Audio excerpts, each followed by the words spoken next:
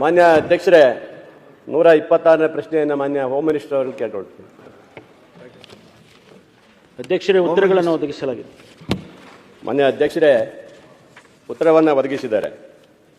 ನಮ್ಮ ಕ್ಷೇತ್ರದ ಸಿಗಂದೂರು ಕ್ಷೇತ್ರ ಅದು ಭಾರಿ ದೊಡ್ಡ ಮಟ್ಟದಲ್ಲಿ ಬೆಳೆದಿದೆ. ಸಾವಿರಾರು ಜನಸಂಖ್ಯೆಯಲ್ಲಿ ಅಲ್ಲಿ ಭಕ್ತಾದಿಗಳು ಬರೋದ್ರಿಂದ ಭಾಳ ಪ್ರಾಬ್ಲಮ್ ಆಗ್ತಿರೋದ್ರಿಂದ ಮಾನ್ಯ ಮಂತ್ರಿಗಳಿಗೂ ಗೊತ್ತಿದೆ. ಅದಕ್ಕೋಸ್ಕರ ಒಂದು ಪೊಲೀಸ್ ಸ್ಟೇಷನ್ ಬೇಕು ಅಂತ ನಾನು ಕೇಳಿದ್ದೆ ಅಧ್ಯಕ್ಷರೇ. ಆದರೆ ಅದರಲ್ಲಿ ಏನು ಉತ್ತರ ಕೊಟ್ಟಿದ್ದಾರೆ ಅಂದರೆ, ರಾಷ್ಟ್ರೀಯ ಪೊಲೀಸು ಆಯೋಗದ ಪ್ರಕಾರ ಮಾನದಂಡದ ಪ್ರಕಾರ ಕೊಡಲಿಕ್ಕೆ ಬರುವುದಿಲ್ಲ ಅಂತ ಕೊಟ್ಟಿದ್ದಾರೆ, ಅಧಿಕಾರಿಗಳು ಕೊಟ್ಟಿದ್ದಾರೆ. ಸಾಹೇಬ್ರ ಹತ್ರ ಈಗಾಗಲೇ ಒಂದು ಚರ್ಚೆ ಮಾಡಿದ್ದೀನಿ ನಾನು.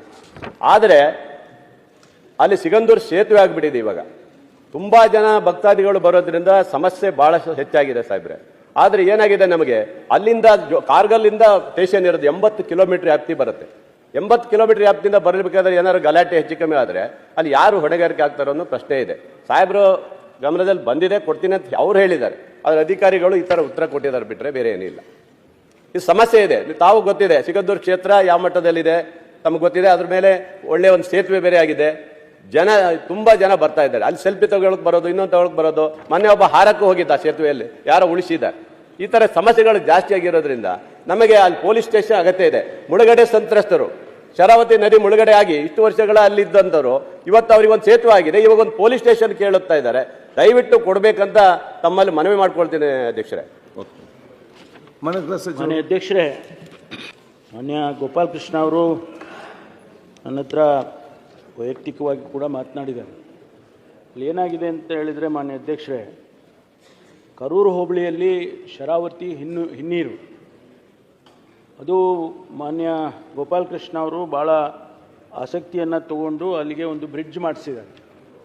ಆ ಬ್ರಿಡ್ಜು ಮಾಡಿಸಿದ ಮೇಲೆ ಈ ಸಿಗಂದೂರು ದೇವಸ್ಥಾನ ಏನಿದೆ ಅದು ಭಾಳ ಪ್ರಖ್ಯಾತಿಯಾಗಿರ್ತಕ್ಕಂಥ ದೇವಸ್ಥಾನ. ಇತ್ತೀಚೆಗೆ ಆ ಚೌಡೇಶ್ವರಿ ತಾಯಿ ದರ್ಶನ ಮಾಡೋದಕ್ಕೆ ಭಾಳ ಜನ ಹೋಗ್ತಾರೆ. ಆ ಬ್ರಿಡ್ಜ್ ಆದಮೇಲಂತೂ ಸಾವಿರಾರು ಜನ ಹೋಗೋಕ್ಕೆ ಶುರು ಮಾಡಿಬಿಟ್ಟಿದ್ದಾರೆ. ಈಗಾಗಲೇ ನಮ್ಮಲ್ಲಿ ಅಲ್ಲಿ ಒಂದು ಔಟ್ಪೋಸ್ಟ್ ಇದೆ. ಆ ಔಟ್ಪೋಸ್ಟನ್ನು ಮೇಲ್ದರ್ಜೆಗೇರಿಸಿ ರೆಗ್ಯುಲರ್ ಸ್ಟೇಷನ್ ಮಾಡಿಕೊಡಿ ಅಂತೇಳಿ ಅವರು ಹೇಳ್ತಿದ್ದಾರೆ. ಅಧಿಕಾರಿಗಳು ಉತ್ತರ ಕೊಟ್ಟಿದ್ದಾರೆ ಅಂತ ಹೇಳಿದರೆ ಅಧಿಕಾರಿಗಳು ಕಾನೂನಿನ ಚೌಕಟ್ಟಲ್ಲೇ ಉತ್ತರ ಕೊಡಬೇಕು. ಈಗ ನ್ಯಾಷನಲ್ ಪೊಲೀಸ್ ಮಾನದಂಡಗಳೇನಿದ್ದಾವೆ, ಈಗ 75ರಿಂದ 150 ಕಿಲೋಮೀಟ್ರ್ ರೇಡಿಯಸ್ ಇರಬೇಕು, 300 ಅಪರಾಧಗಳಿರಬೇಕು, 50,000ದಿಂದ 60,000 ಪಾಪ್ಯುಲೇಷನ್ ಇರಬೇಕು ಅಂತೇಳಿ ಮಾನದಂಡಗಳನ್ನು ನಮ್ಮ ಅಧಿಕಾರಿಗಳು ಯಾರು ಮಾಡಿಲ್ಲ, ಕೇಂದ್ರದಲ್ಲೇ ಅವ್ರು ಮಾಡಿದ್ದಾರೆ. ಹಾಗಾಗಿ ಅವ್ರದ್ದೇನು ತಪ್ಪಿಲ್ಲ ಗೋಪಾಲ್ ಕೃಷ್ಣ ಅವರೇ. ಆದರೆ ನಾವು ತೀರ್ಮಾನ ತಗೊಳ್ಬೇಕಾದ್ರೆ ಆ ಮಾನದಂಡಗಳನ್ನು ನೋಡಿ ತಗೋಬೇಕಾಗ್ತದೆ. ಆದರೆ ಇತ್ತೀಚೆಗೇನು ಜಾಸ್ತಿ ಜನ ಬರ್ತಾ ಇದ್ದಾರೆ, ಸಾವಿರಾರು ಜನ ಭಕ್ತಾದಿಗಳು ಅಲ್ಲಿಗೆ ಬರ್ತಾ ಇದ್ದಾರೆ ಅಂಥೇಳಿ ಏನು ನಮಗೂ ಕೂಡ ರಿಪೋರ್ಟ್ ಇದೆ. ಅದನ್ನು ಪುನರ್ ಪರಿಶೀಲನೆ ಮಾಡಿ ಮುಂದಿನ ದಿನಗಳಲ್ಲಿ ನಾವು, ಯಾಕೆಂದರೆ ಈಗ ಬಡ್ಜೆಟ್ಟು ಬರ್ತಾ ಇದೆ, ಆ ಸಂದರ್ಭದಲ್ಲಿ ನಾನು ಮಾನ್ಯ ಮುಖ್ಯಮಂತ್ರಿಗಳಿಗೂ ವಿನಂತಿ ಮಾಡಿಕೊಂಡು ಇದನ್ನು ಯಾವ ರೀತಿ ಈ ರಾಷ್ಟ್ರೀಯ ಮಾನದಂಡ ಏನಿದೆ ಅದನ್ನು ಒಂದಿಷ್ಟು ಸಡಿಲ ಮಾಡಿ ಕೊಡೋದಕ್ಕಾಗುತ್ತೆ ಅದನ್ನು ನಾನು ಪ್ರಯತ್ನ ಮಾಡ್ತೀನಿ ಮಾನ್ಯ ಅಧ್ಯಕ್ಷರು. ಧನ್ಯವಾದಗಳು ಸರ್.